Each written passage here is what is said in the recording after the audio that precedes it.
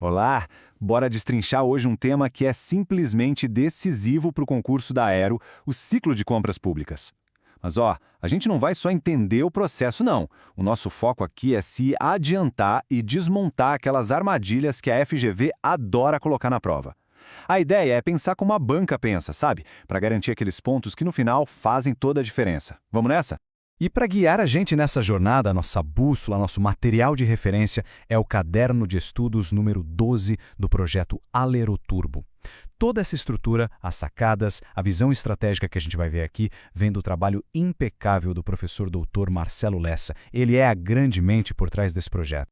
Então, esse aqui é o nosso roteiro de hoje. A gente começa entendendo o desafio, que é a base de tudo. Depois, vamos mapear o ciclo, passo a passo, para entender não só o que acontece, mas o porquê de cada etapa. Aí, a gente analisa a decisão estratégica entre centralizar ou descentralizar. Vamos conhecer as ferramentas que garantem que tudo seja feito dentro da lei. No final, uma revisão caprichada com os pontos que a banca mais cobra e, para fechar, uma reflexão sobre o propósito disso tudo, a missão do servidor. Primeiro ponto, e talvez o mais fundamental de todos, a gente precisa entender que compra pública é um processo, com começo, meio e fim. Não é só um ato isolado de ir lá e comprar algo. Virar essa chavinha na cabeça é o que vai evitar um monte de erro bobo e fazer a gente entender a lógica da lei. É a base de tudo. E aqui já vem a primeira sacada estratégica. A FGV não vai perguntar o que é comprar. Não. Ela vai criar um cenário, uma historinha, para testar se a gente entende a sequência lógica das coisas. A banca adora a questão que inverte a ordem das fases, ou que simplesmente pula uma etapa crucial. Então, enxergar isso como um processo, com regras bem definidas, é a nossa primeira linha de defesa. Cada fase tem um porquê de existir, e é justamente na ligação entre elas que moram as pegadinhas. Agora sim, vamos mergulhar na jornada de uma compra no governo. Conhecer a ordem certinha das etapas não é uma opção, é obrigação para a prova. Vamos mapear cada passo, explicando o que ele faz dentro dessa grande engrenagem que é a administração pública. Esse aqui é o mapa oficial, a sequência que precisa estar, tatuada na mente. São 7 passos. Tudo começa com a identificação da necessidade. Depois, um passo crítico, a verificação de estoque. Daí vem o planejamento, a seleção do fornecedor, o empenho para reservar o dinheiro, a ordem de fornecimento e, por fim, o recebimento e o aceite do produto. Mas muita atenção. Entre o passo 6 e o 7, tem uma coisa que o bom gestor faz, que é acompanhar, cobrar a entrega. Isso tem nome, é a diligência, o famoso follow-up. Guarde esse termo. E agora, muita atenção, alerta vermelho de pegadinha da FGV. Essa aqui é a clássica. A banca vai contar uma história. Um setor precisa de algo, faz a requisição de material, a RM, e o gestor, super eficiente, já começa a licitação. Qual é o erro? Ele pulou o passo 2, a verificação do estoque. Se o item já existe no almoxarifado, o princípio da eficiência manda que ele seja usado, nada de compra nova. A compra só pode acontecer se o bem não estiver disponível internamente. É um detalhe que parece pequeno, mas que derruba muita gente. Certo, a gente já entendeu como o processo funciona. Agora a pergunta é, quem compra e de onde? Na gestão pública existe uma decisão estratégica muito importante sobre como organizar as compras. E essa escolha se resume a 2 modelos principais, com uma balança bem clara entre economizar dinheiro e ser rápido. Esse quadro resume o dilema perfeitamente. Pensa comigo, no modelo centralizado, tem um setor gigante que compra para todo mundo. O foco aqui é economia. Comprar 5.000 pacotes de papel de uma vez dá um poder de negociação enorme. O preço cai e tudo fica padronizado. O problema é lento e distante de quem realmente precisa do material. Já na descentralizada, cada unidade compra o seu. O foco é a agilidade. Uma escola lá no interior precisa de algo urgente e compra ali na cidade vizinha. O preço pode até ser maior, mas resolve o problema na hora. O lado ruim é que se perde a economia de escala e a padronização. E agora, um desafio para a gente pensar com a cabeça da FGV. A banca sabe que todo mundo já ligou centralização com economia. Esse é o lado bom, o óbvio. Por isso mesmo, ela vai mirar na desvantagem. Sabendo que centralizar é bom para economizar, qual é o ponto fraco, o calcanhar de Aquiles que a banca mais gosta de usar nas questões? Pensa no impacto disso no dia a dia. Exatamente isso, a lentidão. A FGV vai criar um cenário de urgência, tipo um hospital numa cidade bem distante que precisa de um remédio, mas a central de compras fica na capital, a quilômetros de distância.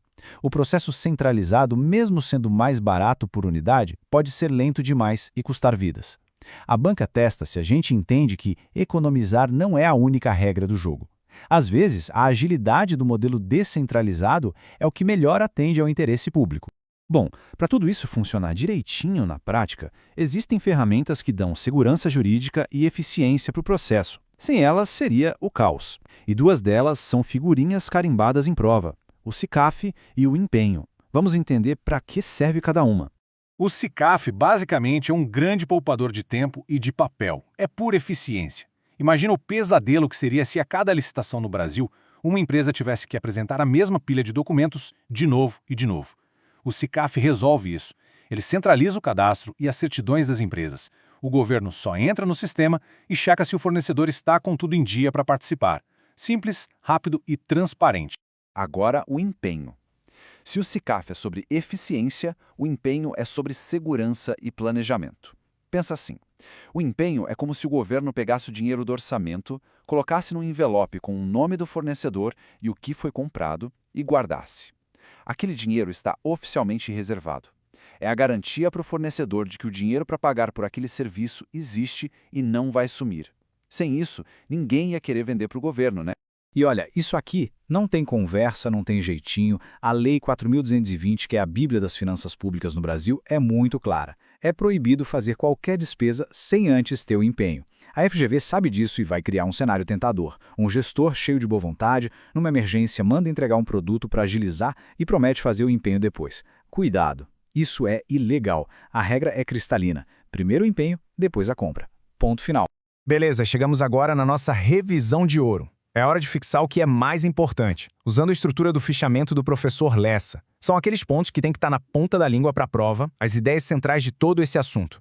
Primeiro, e mais importante, compra pública é um processo, com etapas que seguem uma lógica, não é um ato solto. Entender isso é a chave para não cair em pegadinhas de ordem ou de etapas faltando. Segundo ponto-chave, SICAF. Qual a função dele? Facilitar, agilizar a fase de habilitação. Ele centraliza os documentos e dá transparência, economizando tempo e dinheiro para todo mundo. Terceiro, a palavra da prática, follow-up. O que é isso? É o gestor sendo diligente. Não é só fazer o pedido ou esquecer, é acompanhar, cobrar, garantir que o prazo seja cumprido. É fazer a coisa acontecer de verdade. Quarto, a balança dos modelos. Centralização é sinônimo de economia, de comprar em grande quantidade para pagar menos. Já a descentralização é sinônimo de agilidade, de resolver problemas urgentes e específicos. É o clássico dilema que a FGV adora usar. E quinto, a nossa trava de segurança, o empenho. Ele é a garantia oficial de que o dinheiro está lá, reservado. É segurança para o Estado, que não gasta o que não tem, e para o fornecedor, que sabe que vai receber. É a base da responsabilidade com o dinheiro público. E para a gente fechar, vamos sair um pouco do Technicase e pensar no porquê de tudo isso. Todo esse conhecimento técnico sobre o ciclo de compras tem um propósito muito maior, que está ligado à essência de ser um servidor público. Essa citação nos lembra de uma coisa muito importante. O conhecimento que a gente busca não é só para passar numa prova. Ele nos dá o poder de gerenciar o dinheiro que é de toda a sociedade. E com esse poder vem uma responsabilidade imensa. A sociedade confia na gente, e o mínimo que ela exige de volta é competência e honestidade. E com essa mensagem final do professor Marcelo Lessa, a gente encerra. Gerenciar compras públicas não é só seguir regras, é sobre honrar a confiança das pessoas com técnica, buscando sempre o melhor preço e agindo com total integridade. É, no fim das contas, ser um guardião fiel do que é de todos. Bons estudos e até a próxima.